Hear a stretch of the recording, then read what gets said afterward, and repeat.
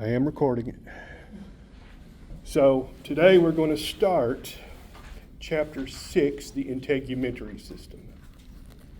The integumentary system essentially refers to one organ, and that organ is the skin. The skin is the largest organ in the body by weight. Obviously, it covers the entire body, and it has one main overriding function, and that is protection. It protects you by keeping inside what needs to be inside and keeping outside what you need on the outside. The two main characteristics, or two other additional functions. Number one, it also surprisingly helps you with thermal regulation. And by that, I mean both heating and cooling. Heating is not a problem as long as your blood is circulating. The skin helps keep the heat in by acting as an insulator. It also functions in cooling. When you get nervous, you sweat. When you get too hot, you sweat. You get the idea here. And to a limited degree, you could even say it functions in excretion. You don't normally think of sweat as excrement, but essentially that's what it is, because it does carry away some wastes. That's one of the reasons it always feels good to get a shower after you've been caught out in the sweaty heat for a while.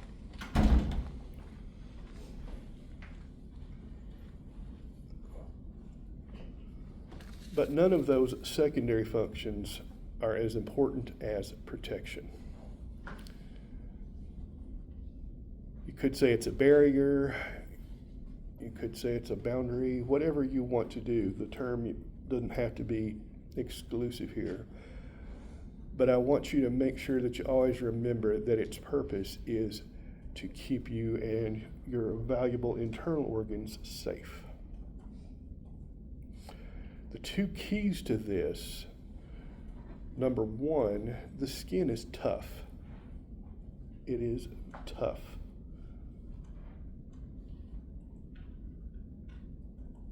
There's a reason we make leather out of cowhide.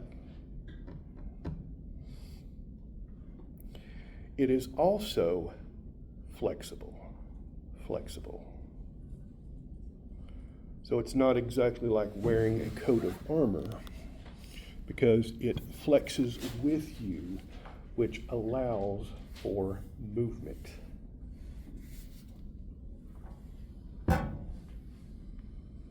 One last thing I want to make sure you get down is that the skin also has a sensory function.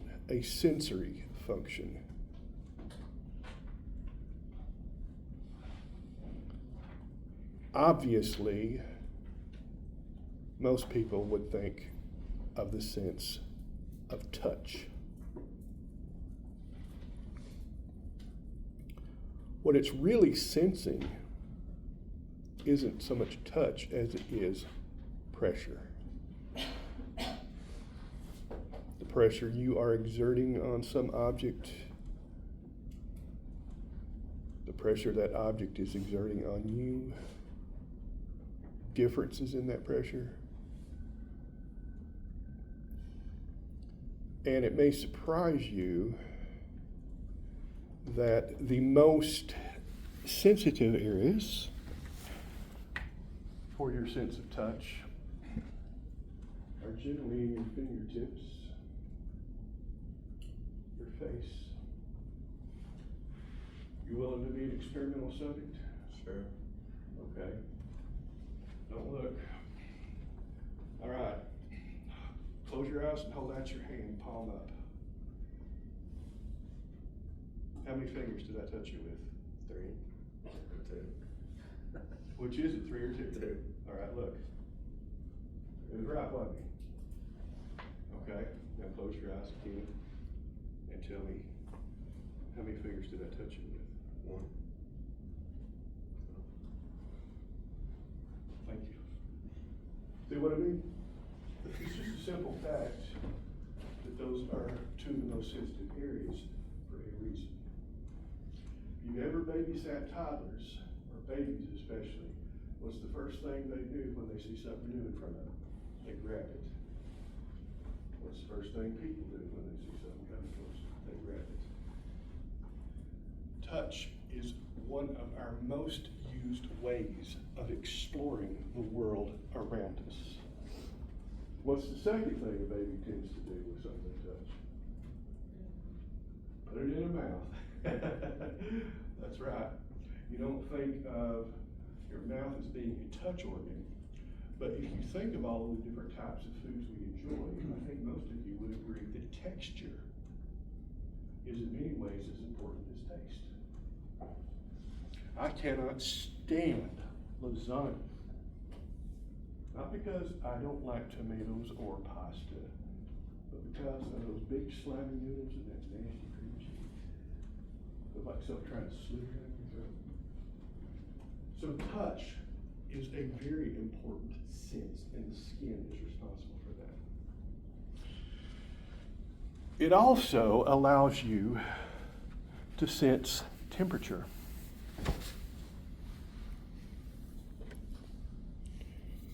You are capable of touching an object and deciding if it is cold or if it is hot. You may even be able to detect degrees of heat. And finally, probably the most valuable sense that the skin gives you, and if I asked you, I doubt any of you would be able to name it. Pain. Pain is a very, very valuable sense. Nobody really likes it. So why is it so valuable? Because it lets us know something isn't right.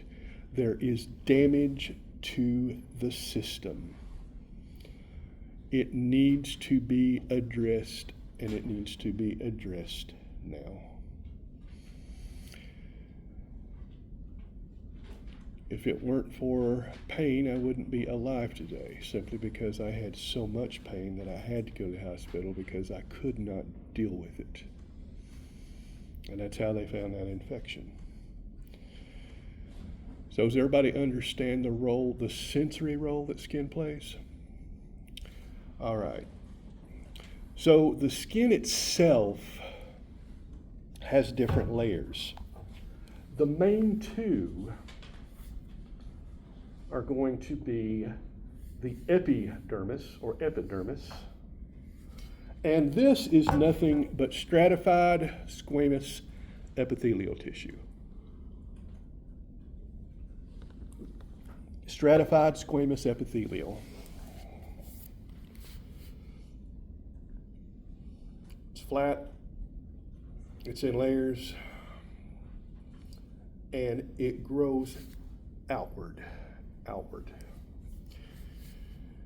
It's typically not very thick. 2 interesting things about it. Number 1, it is not innervated. It is not innervated. That means it does not have nerves. And number 2, it does not have its own blood supply. Essentially, it's disposable, and I mean that quite literally, because the cells divide at what we call the basement membrane, which anchors the epidermis to the lower layer, and the cells divide and they push up and out. And as they push up and out, they get flattened, they fill up with protein, and those outer layers die because the second thing about it, it has no blood supply. Eventually, they get so far out that there is no longer diffusion capable of carrying things between the layers. Everybody see that? And that's fine.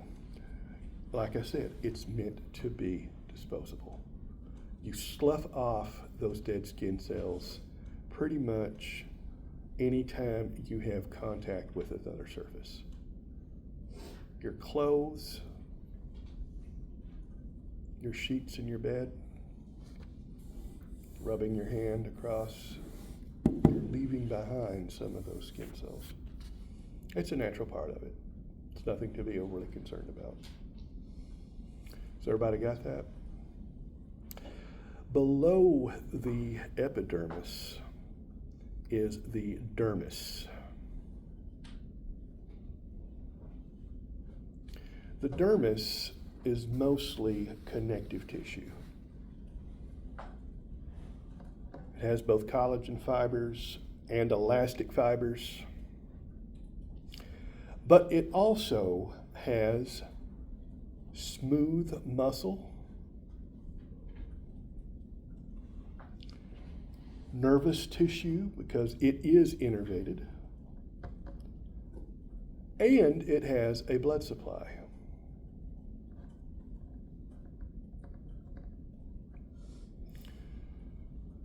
This is what causes hurt when you get pricked. This is what causes you to feel touch. This is what causes bleeding when you get a cut. Is everybody clear on that? So, beneath the dermis itself is the hypodermis, H-Y-P-O, also called the subcutaneous layer. This is made up entirely of connective tissue, usually areolar connective or adipose. If you remember, the areolar connective tissue is the one that is looser, thinner networks of fibers. This contributes to a lot of the flexibility. The adipose tissue is where you find fat.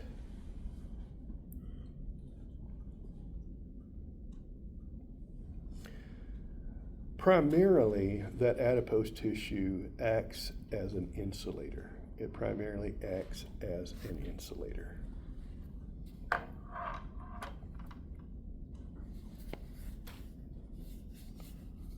Any questions about that?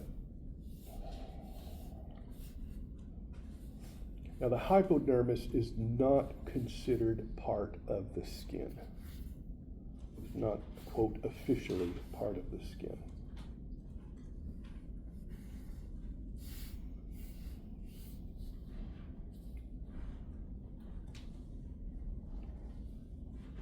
And anytime you give yourself an injection through the skin,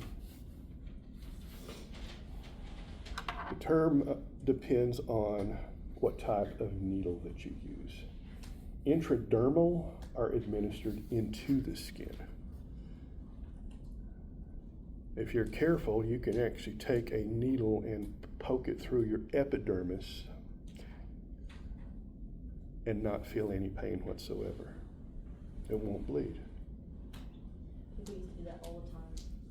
People used to do that all the time. I know. I was one of them. I probably ate glue too as a child. So everybody understand what an intradermal literally means? Between the dermises, between the two layers. A subcutaneous injection goes through both layers of skin and into the subcutaneous layer.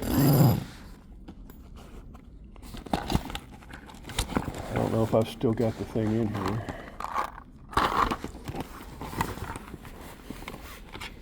Apparently I took it out. I was looking to see if I had one of the needles for my insulin. I was going to show you. Probably carrying that with you. Huh? You should probably be carrying that with you. Can't even see it, can you? This one is enough to get subcutaneous. You really, truly can't even feel it. That's what I say. But then again, I also poke holes into myself a couple of times a day. So I guess after a while you get used to it. Hypodermic, sometimes called an intramuscular, those are the ones that go all the way through and into. They go all the way through and in.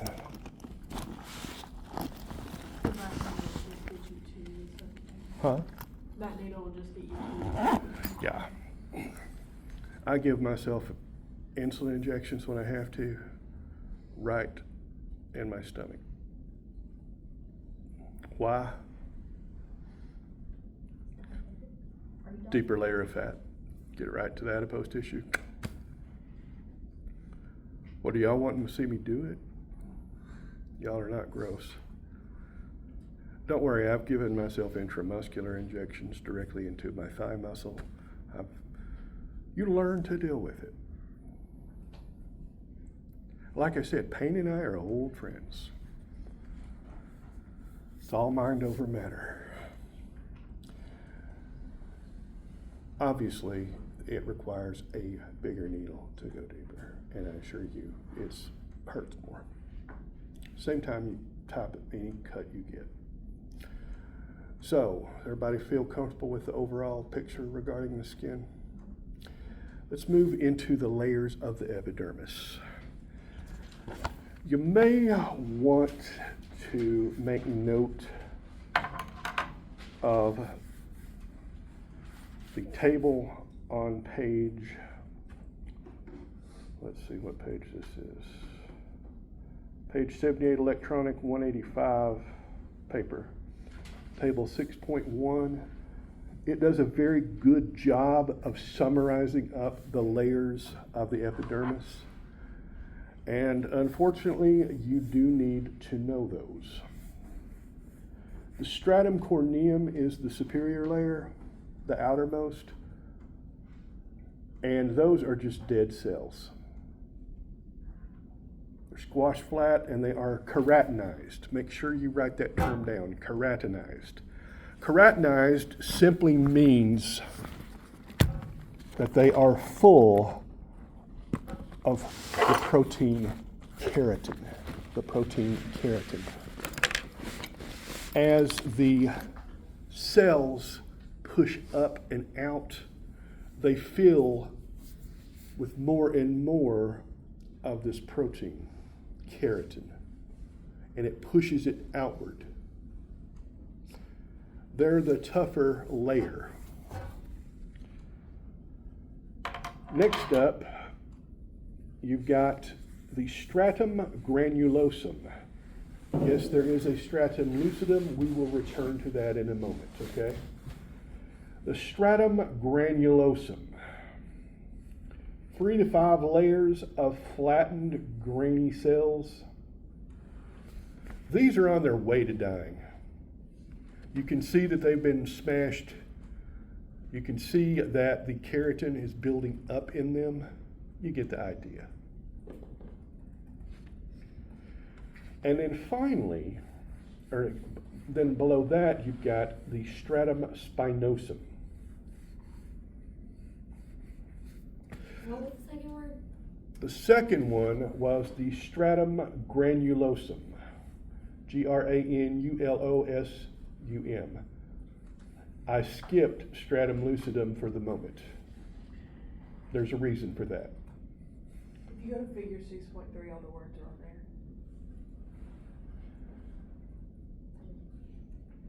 Did you find it?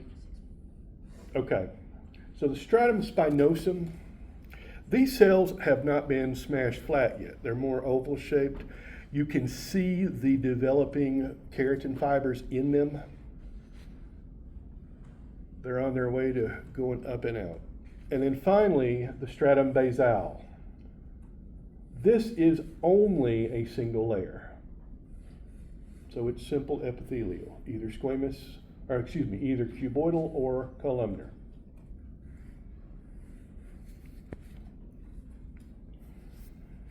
The stratum basale also has specialized cells called melanocytes.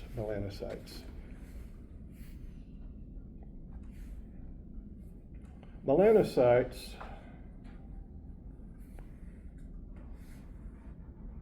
are cells that produce melanin, melanin.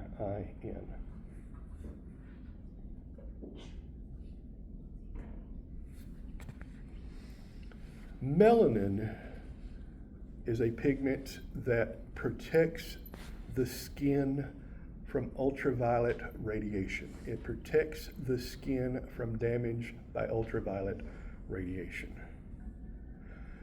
Shortwave UV radiation is perfect for damaging DNA.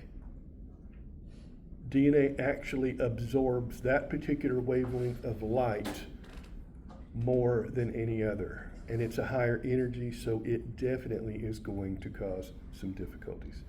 Do you have a question? Ladies? Question? Okay.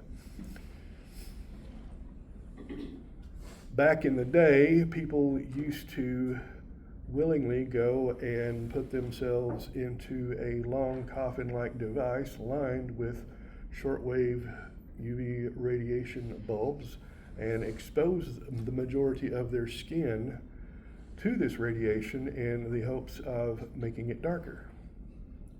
I believe it was called a tanning bed. I know now the thing is spray-on tans, if I'm not mistaken, that make you look orange. No, people still do the tanning bed a lot. Really? Yeah. In this day and age? Yeah. I guess there's some people that are just bound and determined to look like boot leather by the time they're my age. I'm not sure if I trust this because it was 30 years ago, but the one source I found 30 years ago said that the cancer risk of tanning twice a week was equal to smoking 2 packs of cigarettes a day.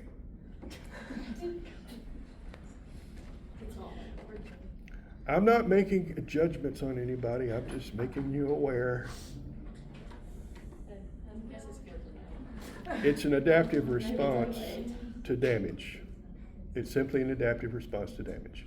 If you're exposed to more ultraviolet light, then you're going to produce more of the pigment to absorb the ultraviolet light.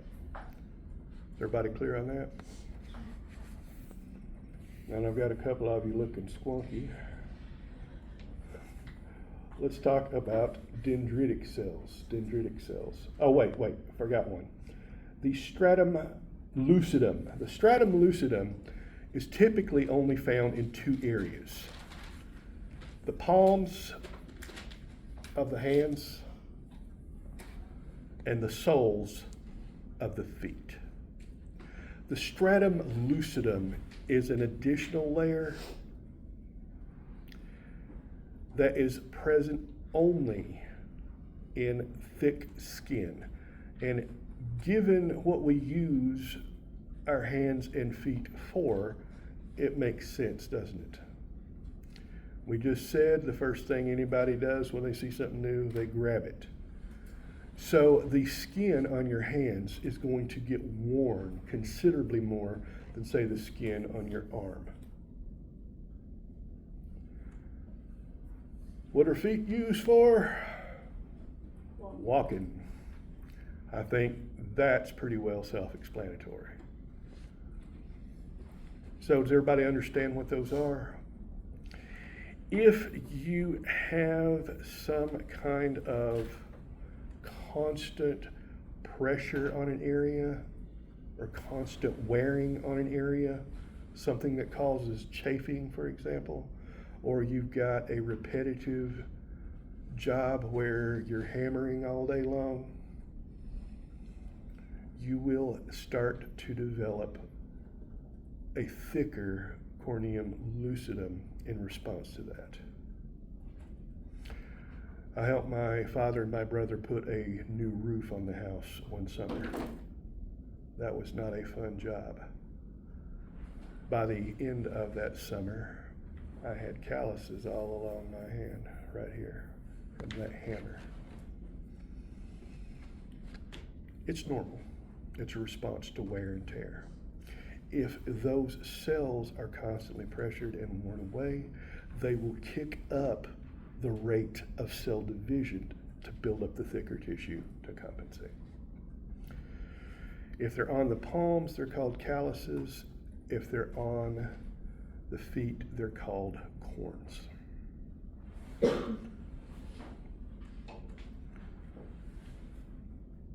Okay.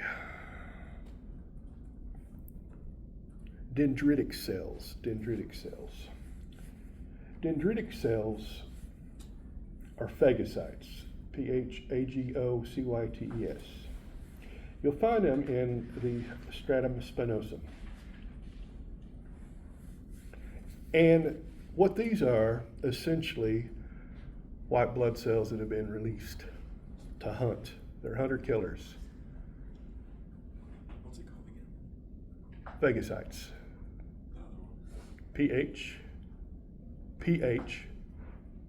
A G O C Y T E S.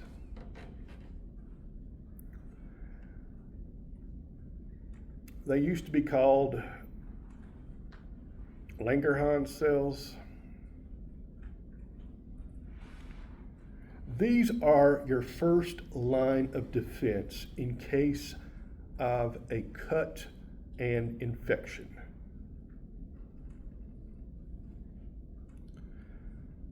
You get a cut, bacteria get in the cut.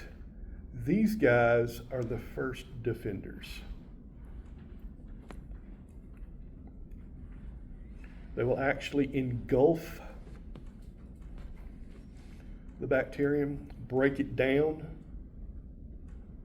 and then they'll stick the bacterial proteins onto their own cell membrane surface and travel to other immune tissue. The reason for that is to stimulate that system-wide immune response.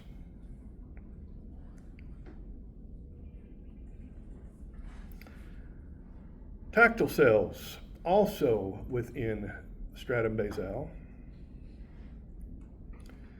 Each one of these corresponds with a nerve ending, In other words, they're wired to your nerves. These are the ones that respond to touch.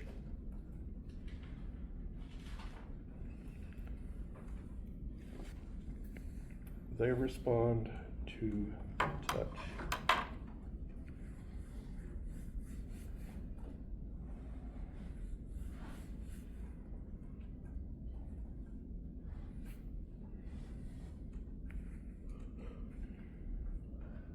And then finally, you have the monocytes.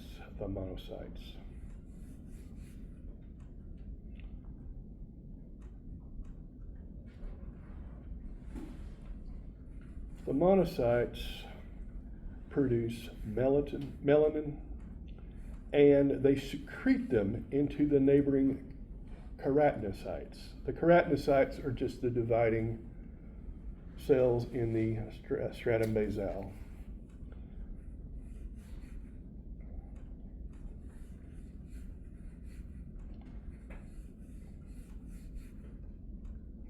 And skin color is largely due to a brownish black pigment called eumelanin.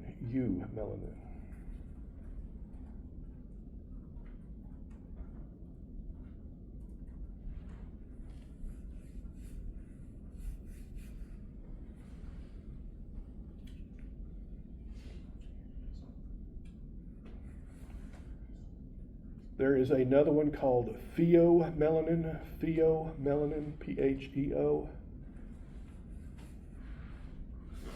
and that is found in the lips, places like that.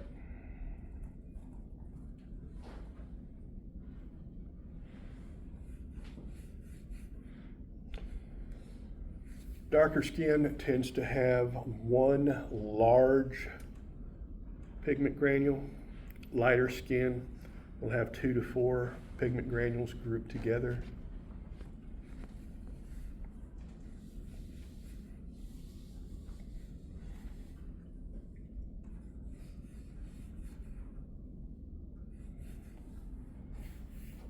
And that's pretty much it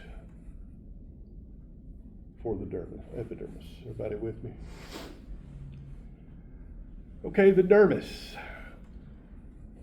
The boundary between the dermis and the epidermis is uneven. It's not just a flat plane. It has hills that stick up and valleys that stick down. You get the idea here?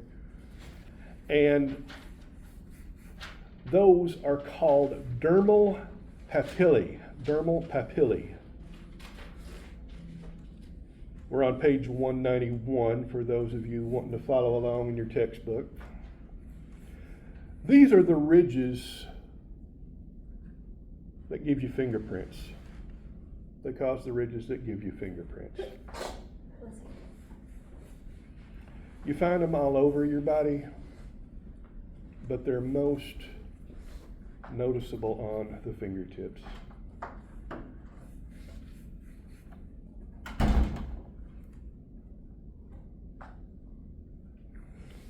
And obviously, they help in gripping things. They give you a little bit more friction. So the dermis itself has 2 layers. The superior or top layer is the papillary layer, And this is made up of areolar connective tissue.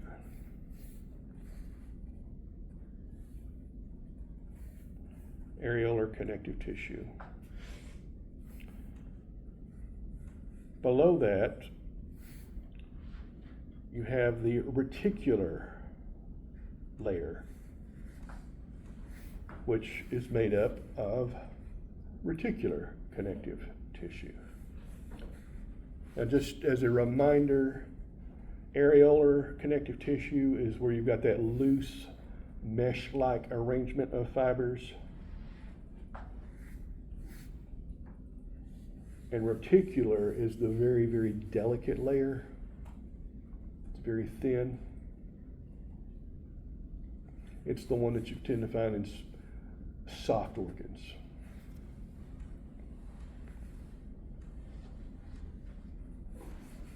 The dermis, on average, is about 1 or 2 millimeters thick. It's not very thick. It can be thicker or thinner. Eyelids are thin, feet are thick.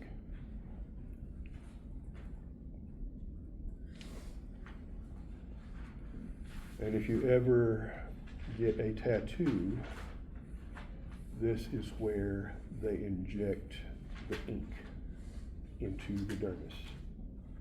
I'm with you, I won't get one. What happens is it causes the dermis to become damaged. Then the damaged layer is shed. The immune system responds, goes to the site, and attempts to destroy the ink. What happens is they trap the ink there, and that's what gives it the permanent nature. Any questions? Don't look at me, I'm just telling you what it is. Anybody in here willing to share if they've got a tattoo? Seems to be much more common among your generation than mine. Anyway, that's how tattoos work. This layer also contains muscle fibers that connect to it. Now, this is typically smooth muscle. Smooth muscle is involuntary. And you may not think of your skin as having muscles, but has anybody in here ever got goosebumps? They're very pronounced, aren't they? That's because that smooth muscle has contracted in response to a stimulus and pulled the dermal layer back. Typically cold. There are also certain situations and scenarios that can cause that. I believe they actually wrote an entire series of books on that called Goosebumps. Something tells me it was to stimulate the response, not about the response.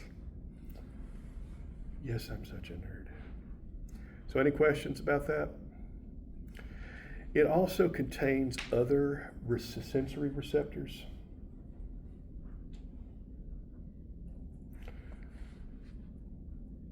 Motor neurons to help you move.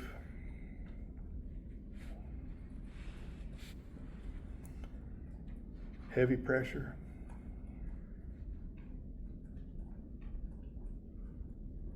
Temperature. And pain.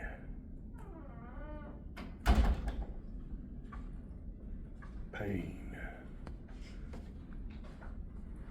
Perfect time for Devin to walk back in.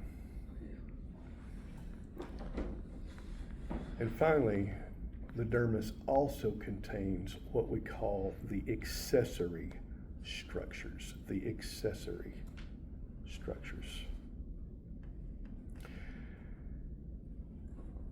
The accessory structures are the nails, hair follicles,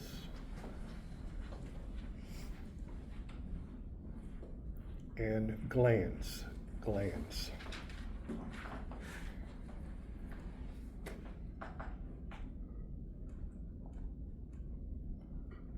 Generally, the stratum basale also will penetrate and surround these accessory structures. So it gives you a layer of epithelial tissue lining them as well.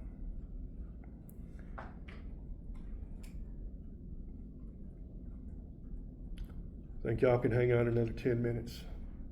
Be a good stopping point. Okay, nails. What is the function of nails? Protection. Essentially armor. The nail consists of the nail plate, which is the actual hardened portion. This overlies the nail bed,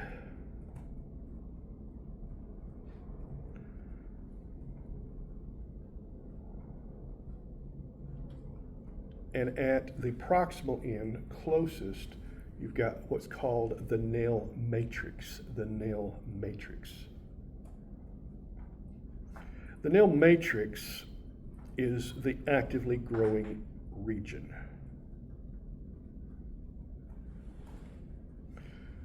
The epithelial cells divide. The new cells become heavily keratinized, very heavily. And then they are pushed out towards the distal end or the faraway end. This area does have blood vessels underlying it. That's why you get the nice pinkish color. However, the area of the nail matrix itself appears white. That's because the nail matrix is thicker. So if you look down at your nails, you'll see that white half moon shape. That's called the lunula. The lunula. Unless you're like some people and paint them. I don't know what it is with decoration of the body with you all. Or if you're like my goddaughter who always wears fake ones. She used to send me pictures like every 2 weeks of her new nail job. So I would just say, oh, that's lovely, looks great, I like it. Until about a year and a half ago, when I made a big mistake. She sent me another picture of her hand, and I'm like, oh, looks nice. And I immediately got a text back in all caps in about 12-point font that said, that's it? That's all you have to say?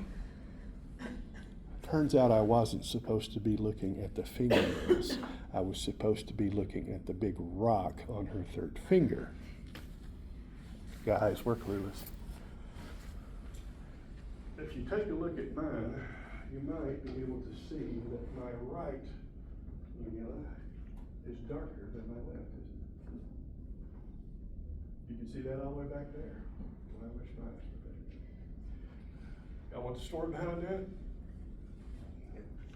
There's a pencil lead buried beneath my right thumbnail. When I was a sophomore in high school, we had an assembly in the gym. I was coming out, I got to the door, I got pushed up against it, somebody was trying to come in as we were trying to go out. My pencil was sticking out of my pocket. Something about it jammed my finger right up there. It went through the nail, went through the skin, and broke off down in there. Went to the school nurse, she said, keep it clean, keep a bandage on it, it'll take it a few weeks to grow out. And I said, what about a pencil lead in there? She said, it's not real lead, it's graphite, it's carbon, it's immunologically neutral. So that's how I have, yeah, it's a miracle I'm alive. Generation X, we did all our wild and crazy stuff before there were video cameras everywhere. So there's no record of it, unless you happen to carry a permanent one buried in your nail bed. But it shows you how much force it takes to break it, doesn't it? The whole purpose, again, is protection. Make sure you get that down. Okay, we will pause it there.